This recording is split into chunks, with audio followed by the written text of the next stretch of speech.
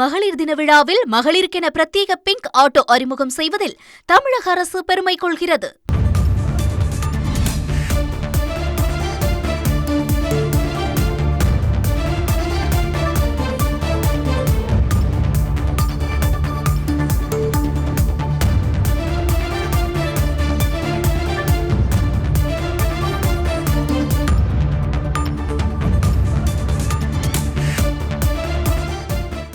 தமிழக வெற்றிக் கழக தலைவர் விஜய் நாளை மாவட்ட பொறுப்பாளர்களை சந்திக்கிறார் என்ற தகவல் வெளியாகியுள்ளது.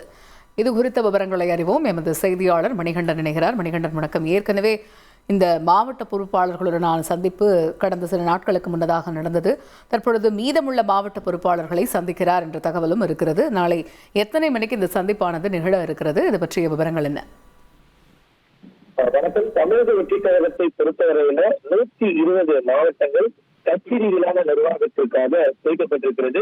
ஏற்கனவே 3 கட்டமாக நேரடியாக கட்சியுடைய தலைவர் விஜய் அந்தந்த மாவட்ட பொறுப்பாளர்களை தனியாக சந்தித்து அந்த மாவட்ட பொறுப்பாளர்கள் செயலாளர் உட்பட 15 பொறுப்பாளர்களுக்கான நியமனத்தை வழங்கியிருக்கிறார். அதற்கான அதிகாரப்பூர்வ சான்றிதழையும் ஒவ்வொரு மாவட்ட செயலாளருக்கும் வெள்ளி நாணயத்தில் வழங்கியிருக்கிறார். இந்த நிலையில அடுத்த கட்டமாக மீதம் இருக்கக்கூடிய 20க்கும் மேற்பட்ட மாவட்ட செயலாளர்களுக்கான நியமனம் நாளை நடைபெற இருக்கிறது. நடைபெறக்கூடிய கட்சியுடைய தலைமை அலுவலகத்துல இந்த சந்திப்பு நாளை காலை 11 மணிக்கு நிகழ இருக்கிறது. இதற்காக மீதம் இருக்கக்கூடிய மாவட்ட செயலாளர்கள் அழைப்பு என்பது கட்சியுடைய தலைமை அலுவலகமாக எடுக்கப்பட்டிருக்கிறது. நாளை காலை 11 மணி தொடங்கி 1 மணியிலிருந்து 2 மணி வரையில மீதம் இருக்கக்கூடிய மாவட்ட செயலாளர்கள் நியமனத்தை கட்சியுடைய தலைவர் நேரடியாக சந்தித்து வழங்கியிருக்கிறார். தகவல் வெளியாகியிருக்கிறது. தகவல்களுக்கு நன்றி மணிகண்டன். உலக மகளிர் தின விழாவில் மகளிருக்கென பிரத்யேக பிங்க் ஆட்டோ அறிமுகம் செய்வதில் தமிழக அரசு பெருமை கொள்கிறது.